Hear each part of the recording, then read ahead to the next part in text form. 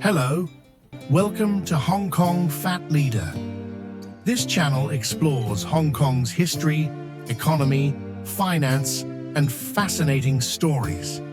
In today's video, we'll dive into how Hong Kong transformed from a small fishing village into a global financial hub, and the challenges it faces today.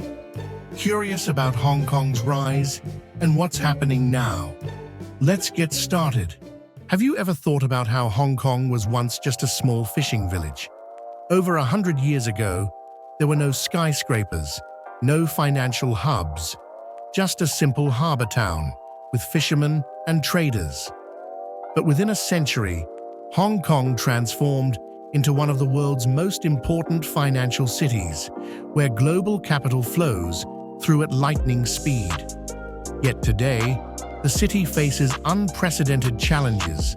Foreign capital is leaving, the real estate market is shaking, and talents are moving away. So how did Hong Kong rise so fast, and why is it struggling now?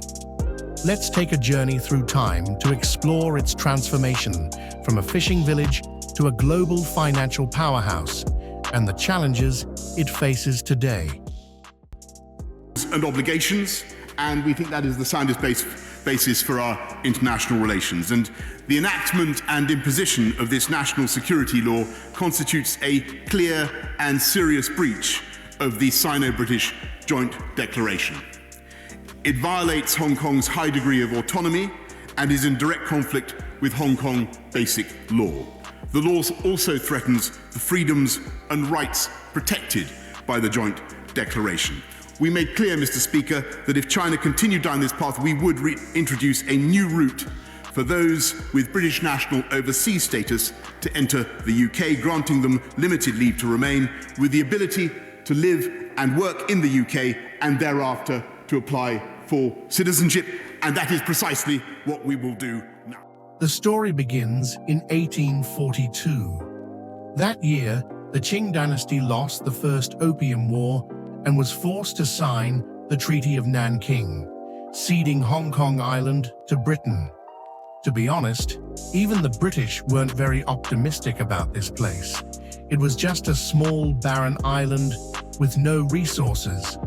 Some British officials even dismissed it as just a fishing village. But soon, Hong Kong's strategic location started to shine. Located in the south of China, it became a natural trading hub, connecting east and west. In 1860, Britain took control of the Kowloon Peninsula, and in 1898, they secured a 99-year lease of the new territories. Hong Kong's borders expanded, and its population grew rapidly. At the time, Hong Kong's economy relied mainly on shipping, trade, and small-scale manufacturing. But this was just the beginning. Then came the 1950s, and that's when things really took off. After the Chinese Civil War, a wave of wealthy businessmen and industrialists fled Shanghai and brought capital and expertise to Hong Kong. Imagine this. At Victoria Harbour, thousands of refugees arrived daily, some with just a few dollars looking for work, while others carried entire businesses with them.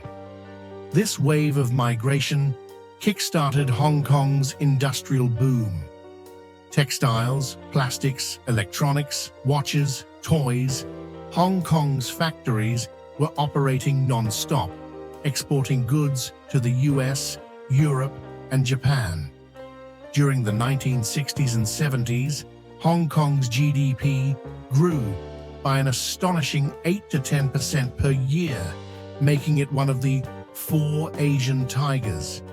But back then, there was a saying, work hard when you're young, buy property when you're older. Why? Because in the 1980s, finance and real estate were about to take over the economy. The 1980s brought 2 major changes.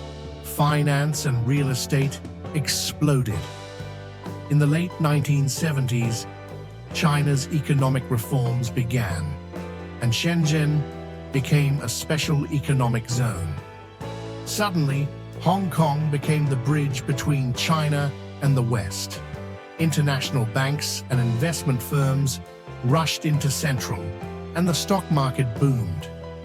Meanwhile, real estate tycoons like Li Ka-shing, Cheng Yu-tung, and Henry Fok started their empires, buying land, developing properties, and skyrocketing property prices. In the 1990s, Hong Kong's stock exchange introduced H-shares, allowing mainland Chinese companies to raise capital in Hong Kong, further cementing the city's status as a global financial hub. By 1997, when Hong Kong was handed back to China, its GDP had reached 1.37 trillion Hong Kong dollars, making it one of the richest regions in Asia. But soon after, things started to take a turn. 1997. The Asian financial crisis struck, and Hong Kong took a heavy hit. George Soros and other international speculators attacked the Hong Kong dollar, sending the stock and property markets crashing. Unemployment soared.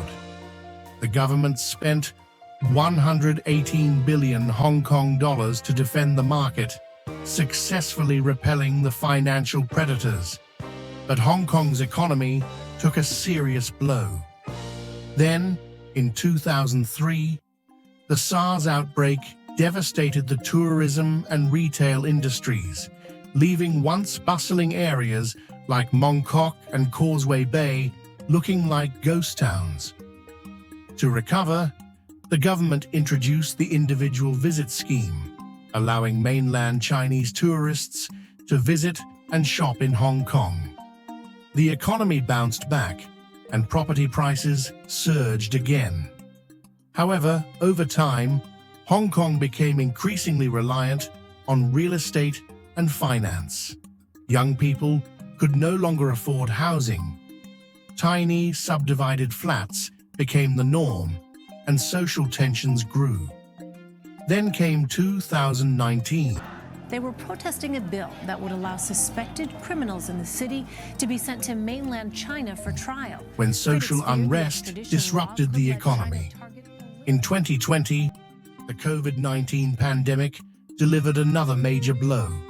Foreign investors started pulling out, and talented professionals left in droves.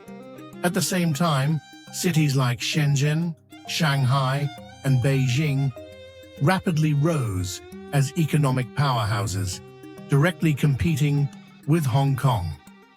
With foreign businesses reconsidering their presence, Hong Kong's status as Asia's financial hub was under threat like never before. Is Hong Kong still Asia's world city? Will the city rise again? Or will it slowly fade into just another Chinese metropolis? Some believe that Hong Kong still holds a unique advantage, with a world-class financial system and global connections. But others fear that its golden era is over, and Hong Kong will never return to its former glory. What do you think? What's next for Hong Kong? Let me know in the comments. If you enjoyed this video, don't forget to like, share, and subscribe, and I'll see you in the next one.